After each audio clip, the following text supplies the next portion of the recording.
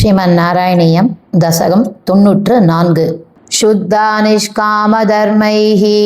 प्रवरगुरुगिरा तत्स्वरूपं परं ते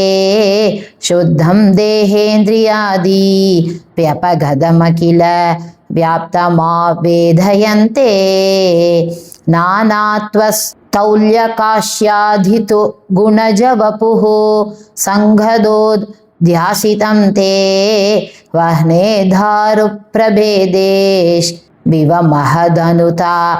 दीप्तता शान्ततादि आचार्याख्याधरस्तारणि समनुमिलत् शिष्यरूपोत्तरारण्या वेदोद्भासितेन स्फुटतर परिबोधाग्निना दह्यमाने कर्मालीवासनात् कृततनुभुवन भ्रान्तिकान्तारपूरे दाह्या भावेन विद्या शिखिनि च विरते त्वन्मयी कल्ववस्था एवं त्वत्प्राप्तितोऽन्यो न हि खलु निखिल क्लेशहानेरुपायो नैकान्तात्यन्तिकास्ते कृषिवदगद षड्गुण्य षट्कर्मयोगाः दुर्वैकल्यैरकल्या अपि निगमपतास्तत्फलान् यप्यवाप्ता मत्तास्त्वां विस्मरन्तः प्रसजति पतने यान्त्यनन्दान् विषादान् त्वल्लोकाधन्यलोकः क्वनुभयरहितो यत्परार्ध तद्भयान्ते त्वद्भीतः सत्यलोके अपि न सुखवसतिः पद्मभू पद्मनाभ एवं भावे त्वधर्मार्जित बहुतमसां काकता नारकानां तन्मे त्वं चिन्दिबन्धं वरद कृपण बन्धो कृपापूरसिन्धो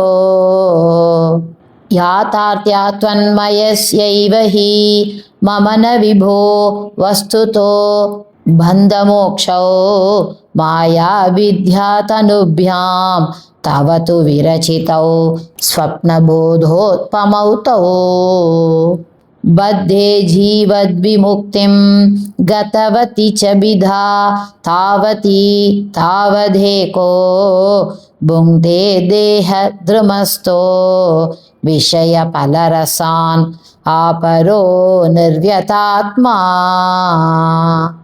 जीवन्मुक्तत्वमेवं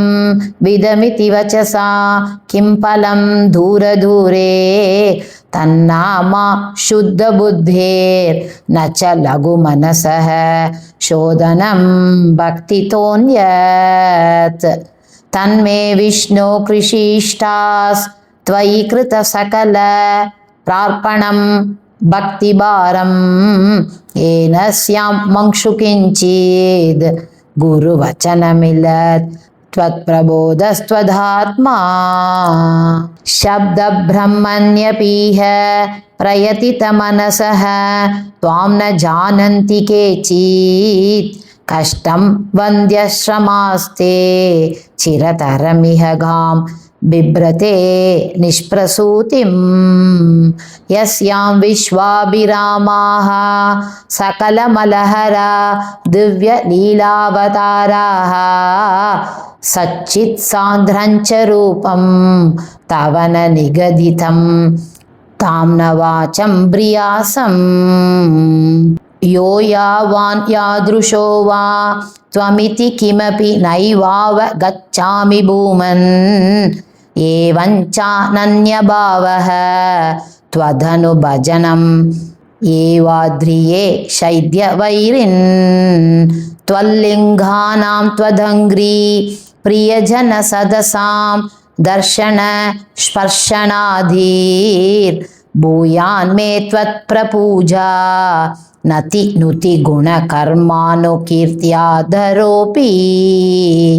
यद्यल्लभ्येत तत्तत् तव समुपहृतं देवदासोऽस्मि तेऽहं त्वद्गेहोन्मार्जनाद्यं भवतु मम मुहुः कर्म निर्मायमेव सूर्याग्नि ब्राह्मणात्मादिषु लसित चतुर्बाहुमाराधये त्वां त्वत्प्रेमार्द्रत्वरूपो मम सततम् अभिष्यन्दतां भक्तियोगः ऐक्यं ते दानहोम व्रतनियमतपस् साङ्ख्ययोगैर्दुरापं त्वत्सङ्गेनैव गोप्यः किल सुकृतितमा प्रापुरानन्दसान्द्रम् भक्तेष्वन्येषु भूयः स्वपि बहुमनुषे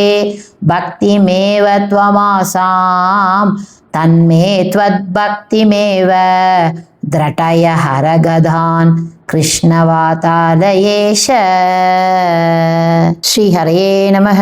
श्री पोन्नु गुरुवायूरप्पने शरणं श्री चोटानिक्करै भगवती अम्मये शरणं आनंद चिन्मयने शरणं नारायण अखिल गुरु भगवन्नमस्ते सर्वत्र गोविंद नाम संकीर्तनं गोविंदा गोविंदा।